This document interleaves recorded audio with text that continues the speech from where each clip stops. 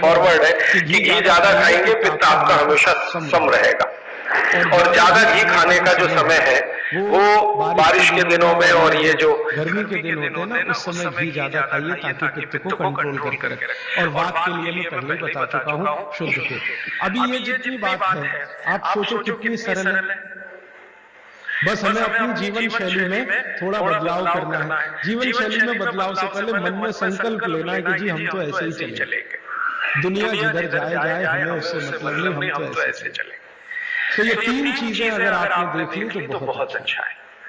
अब थोड़ा आगे चलो। अब और दूसरी चीजों पे मैं चलता हूँ कि और कौन कौन सी चीजें हैं जो आपके आसपास है और आपके वात पित्त कफ तीनों को सम पे लाने में मदद कर सकते हैं। ये तीनों समभाग में रहे तो अच्छा होता है। और कौन कौन सी चीजें हैं? तो भागवत जी कहते हैं रसोई के बाहर जाने की जरूरत नहीं, सब वही है। भागवत जी ने एक सूत्र लिखा है, दुनिया का सबसे बड़ा औषधि केंद्र हमारा रसोई घर है। सबसे बड़ा औषधि केंद्र रसोई घर है। अब दुर्भाग्य से हम रसोई में जिनको मसाला कहते हैं ना, मसाला, वहां मसाला कुछ नहीं है, सब औषधि है। मसाले का और औषधि का अंतर मालूम है? ये मसाला तो शब्द ही भारत का नहीं है, पहले तो ये बता दूंगा। ये अरबिक शब्द है, फारसी से अरबी में आया, अरबी से हमारे घुस गया, हिंदी में और जगह जगह घुस गया। ये विदेशी आए तो ये शब्द भी आया। हिंदुस्तान में 17वीं 18वीं शताब्दी का साहित्य जब मैं पढ़ता हूँ तो जब तक मुगलों का राज्य रहा तब तक मसाले शब्द का बहुत उपयोग है। मुगलों के राज्य के पहले एक भी जगह किसी भी शास्त्र में मसाला नहीं है। चरक संहिता पढ़ी मैंने, कहीं भी मसाला नहीं है उसमें। सुश्रुत में कहीं मसाला नहीं है, भागवत की कहीं मसाला नहीं है। पुराने जितने लेखक हुए हैं 10वीं शताब्दी के पहले के, कहीं भी किसी ने मसाले शब्द का इस्तेमाल नहीं किया। हर जगह है तो औषधि, औषधि, औषधि, जीरा औषधि, धनिया औषधि, ये औषधि के रूप में है। तो इनकी जो प्रॉपर्टीज है रसोई घर की, औषधियों की, ये सब आपके चिकित्सा के लिए है। अब मुझे समझ में आता है कि हमारे पुराने जमाने की माताएं बहनें जो हमारी दादी है, नानी है, उन्होंने अपनी बेटियों को जो कुछ सिखाया, सब्जी बनाना तो क्या क्या डालना, जीरा चाहिए, धनिया चाहिए, हींग चाहिए, मात्रा कितनी चाहिए, वो सब बड़े वैज्ञानिक और चिकित्सक लोग रहे होंगे।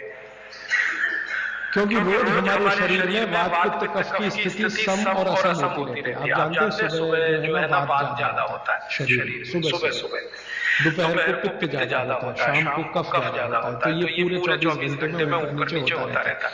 तो 24 घंटे में जो वात पित्त कफ ऊपर नीचे होता रहता है तो सब्जियों में उसी के हिसाब से औषधियां डाली जाती है। जैसे दोपहर की सब्जी बने दोपहर की, तो मेरी दादी को मैंने देखा था कि दोपहर की सब्जी बनाएगी तो अजवाइन जरूर डालेगी उसमें, और वही सब्जी रात को बनाती थी तो अजवाइन नहीं डालती थी। तो एक दिन मैंने दादी से पूछा कि यही सब्जी दोपहर को मैंने खाई तो इसमें अजवाइन थी, शाम को खाई तो नहीं, क्यों? तो उसने उत्तर तो नहीं दिया। तो उसने कहा मेरी माँ ने ऐसा सिखाया। बस बात खत्म हो गई। अब उस समय मैं भी मान लिया कि ठीक है उसकी माँ ने सिखाया। अब जब मैंने काम शुरू किया ये चिकित्सा पर, तब मेरे समझ में आया कि अजवाइन जो है पित्त नाशक है। घी के बाद, देशी गाय के घी के बाद जो सबसे ज्यादा पित्तनाशक दूसरी कोई चीज है तो अजवाइन है। और दोपहर को पित्त बढ़ता है आप जानते हैं, और वो स्वाभाविक है क्योंकि खाना खाने के लिए पित्त बढ़ना ही चाहिए। तो उस समय अजवाइन डाली जाती है सब्जी में, क्योंकि दोपहर को ही शरीर को अजवाइन की जरूरत होती है पित्त को सम पे लाने के लिए। तो भारत में ज्यादातर माताएं बहनें ये बात जानती हैं कि दोपहर की सब्जी में अजवाइन चाहिए। दोपहर का दही है ना, दही का मट्ठा, उसमें भी अजवाइन का व्यवहार लगता है। दोपहर की जितनी भी चीजें हैं ज्यादातर अजवाइन ग्रस्त होती है या अजवाइन से बनती है, क्योंकि पित्त को सम पे रखना है। तो आप सोचो जो लोग कर रहे हैं वो बिना कहे कितना बड़ा काम कर रहे हैं, हमने उसका वैल्यूएशन नहीं किया। ये हमारी मूर्खता। हमारे यहाँ तो एक बहुत बड़ा दुष्कर्म इस देश में हुआ है। अंग्रेजों के हम गुलाम हो गए, तो सब कुछ हम भूल गए अपनी चीजें। अंग्रेजों ने जो सिखाया वही हमें याद है। तो हम जीडीपी का कैलकुलेशन करते हैं अंग्रेजों के फॉर्मूले से। जीडीपी निकलता है इस देश का, ग्रॉस डोमेस्टिक प्रोडक्ट। तो मैंने बहुत बार इस देश के अर्थशास्त्रियों से पूछा कि जीडीपी में आप विचित्र विचित्र कैलकुलेशन करते हैं, जैसे भारत की पुलिस है उस पर जो खर्चा हो रहा है वो जीडीपी का हिस्सा है। अगर चोरियां बढ़ी, डकैतियां बढ़ी तो पुलिस का खर्च बढ़ेगा तो जीडीपी बढ़ेगा। और प्रधानमंत्री छाती ठोक के कहेगा मेरे जमाने में जीडीपी 10% से ऊपर बढ़ गया, सो व्हाट, पुलिस का खर्च बढ़ गया, मैंने चोरियां बढ़ गई, डकैतियां बढ़ गई, अत्याचार बढ़ गए, अनाचार बढ़ गए, तो जीडीपी बढ़ गया, तो क्या बड़ी बात है। तो हमारे जो जीडीपी के कैलकुलेशन है बड़े विचित्र हैं। इसमें चोरी हो, डकैती हो, लूट मारी हो तो जीडीपी बढ़ेगा, लेकिन माताएं बहनें घर में जो करती रहती हैं वो जीडीपी में है ही नहीं, कैलकुलेशन ही नहीं है उसका। भारत सरकार कोई कैलकुलेशन नहीं करती कि किसी माँ ने 1 किलो पापड़ बना दिए तो जीडीपी बढ़ा कि नहीं, तो कहते जी मालूम नहीं बढ़ा कि नहीं बढ़ा, क्योंकि कैलकुलेशन नहीं है। किसी माँ ने दाल की बड़ी बना दी 5 किलो दाल की, तो जीडीपी बढ़ा कि नहीं बढ़ा। आपका मन क्या कहता है, बुद्धि क्या कहती है, बढ़ा कि नहीं बढ़ा। किसी ने बड़ी बना दी, किसी ने पापड़ बना दिया, किसी ने कुछ बना दिया, किसी ने गोंद के लड्डू बना दिया, किसी ने मावे का कुछ बना दिया, तो जीडीपी तो बढ़ रहा है, लेकिन हम कैलकुलेट नहीं कर रहे हैं उसको, क्योंकि अंग्रेजों के यहाँ महिलाओं का किया हुआ काम महत्व का नहीं माना जाता। अंग्रेजों के ये जो अंग्रेज जात है ना दुनिया में, ये महिलाओं के किए हुए काम को काम ही नहीं मानते।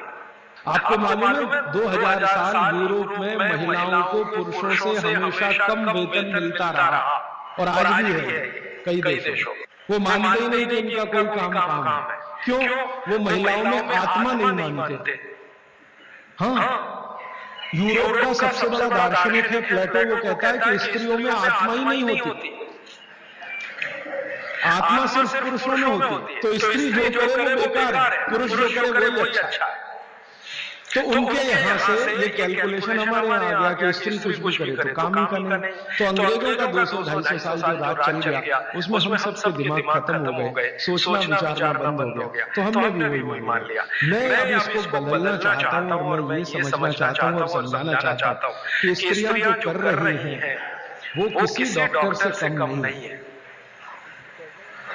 बस अंतर इतना है कि डॉक्टर को आप फीस देकर उससे एडवाइस ले रहे हैं। हमारी दादी नानी फोकट में वही एडवाइस दे रही है, धनिया खाओ, जीरा खाओ और ये अजवाइन खाओ, आपके पेट की गैस खत्म हो जाएगी। और ये 3500 साल से वैसे का वैसा है, अजवाइन खाओ तो गैस खत्म होती ही है। कभी भी आप करके देख लो। आप में से किसी को भी बहुत गैस बनती हो, पेट में एसिडिटी की तकलीफ हो, आज से शुरू कर दो आप। खाना खाया तो उसमें ध्यान रखो अजवाइन ज्यादा रहे दाल में, सब्जी में वगैरह वगैरह। और अगर नहीं कर पा रहे हैं तो खाना खत्म करके थोड़ी अजवाइन खा लो। अजवाइन ज्यादा तकलीफ ना कर दे, उसका बैलेंस है काले नमक के साथ, तो थोड़ा अजवाइन और काला नमक मिला के हर खाने के बाद खा के देख लो। 3 दिन में न आपकी गैस बंद हो तो आप जो कहो मैं हारने को तैयार। ये गारंटी मैं नहीं दे रहा हूँ, ये गारंटी अजवाइन दे रही है, मेरी गारंटी नहीं है, अजवाइन की गारंटी। तो वो कहते हैं भागवत जी की पित्त को सम रखने के लिए हमारे रसोई में घी के बाद जो दूसरी चीज है वो है अजवाइन।